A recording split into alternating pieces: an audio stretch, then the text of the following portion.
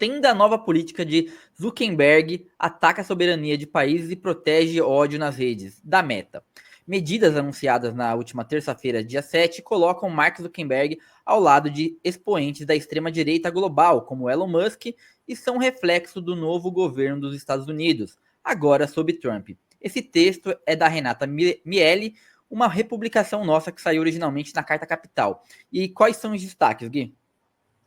Sim, a Renata, ela explica, né, quais são as mudanças, né, que o Mark Zuckerberg anunciou para a Meta, né, o que elas significam, né? Então, só para a gente ter aqui uma visão sobre os principais pontos, então fala-se sobre acabar com a checagem de fatos, né, e entregar essa análise para a mão da comunidade que usa a rede social, como o Twitter, o X, no caso, né, hoje em dia faz, né? E a Renata, ela aponta que isso ataca diretamente o jornalismo em si, né? Porque o jornalismo é muito incumbido de fazer essa verificação de fatos.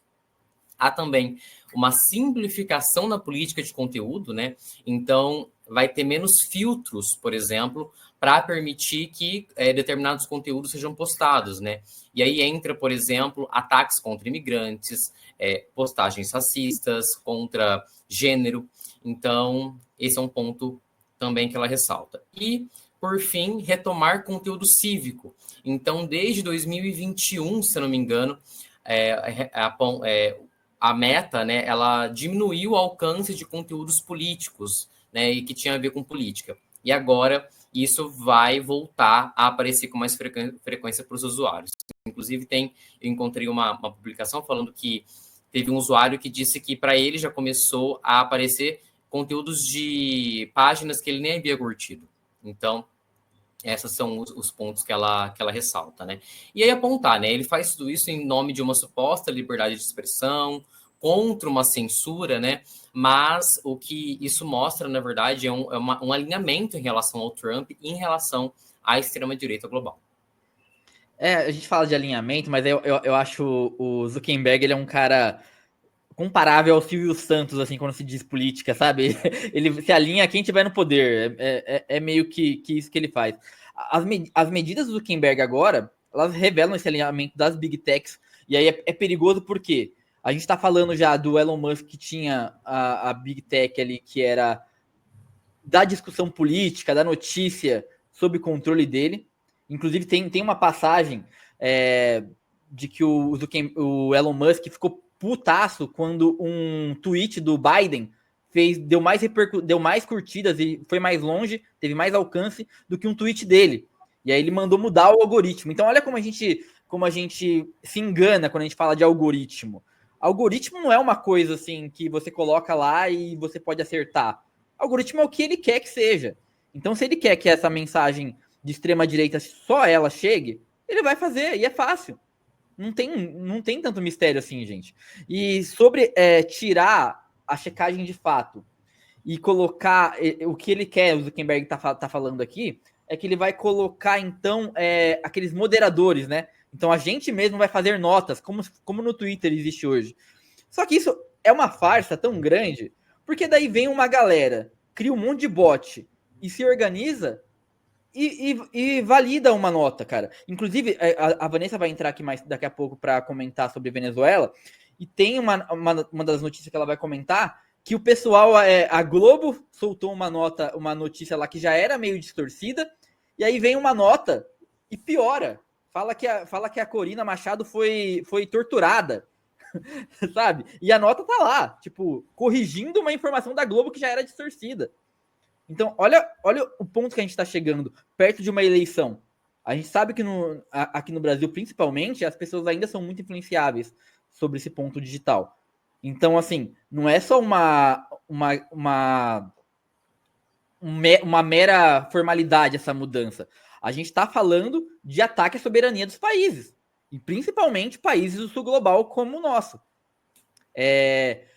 Não dá para brincar com essas potências do norte, né? Eu acho que a gente está falando aqui, Guilherme, de literalmente uma guerra tipo de narrativa cibernética, sabe? É meio maluco falar assim, parece teoria da conspiração, mas eu destaco que a China se protegeu muito bem disso. A China desenvolveu suas próprias plataformas para não lesar a população quando ela tivesse que tirar do ar essas plataformas que infringem as leis. Porque o que eles estão fazendo agora é basicamente testar as nossas instituições.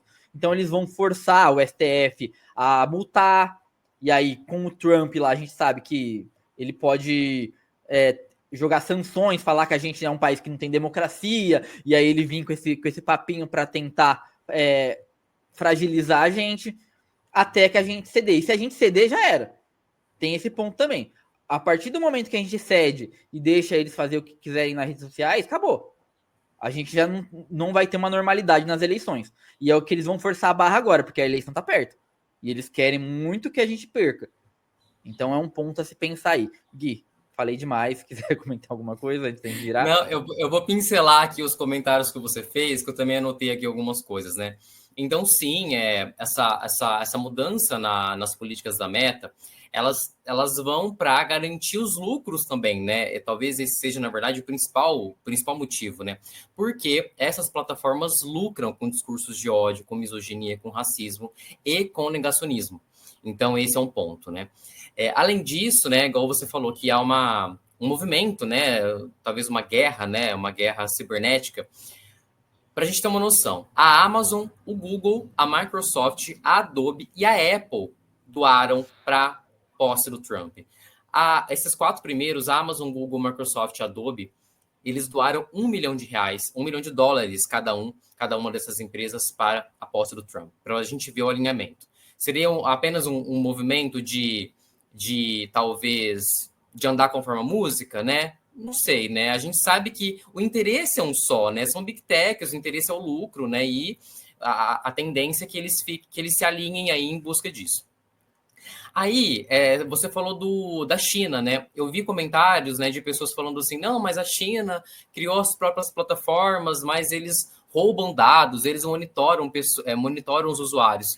Gente, o que é feito com os dados, com os nossos dados nas redes sociais que nós usamos, né? A gente pode relembrar o caso da Cambridge Analytica, que foi um escândalo envolvendo o Facebook, que coletou os dados de 87 milhões de usuários do Facebook por meio de um quiz super inocente, super tranquilo, e esses dados foram utilizados pela campanha presidencial do Trump.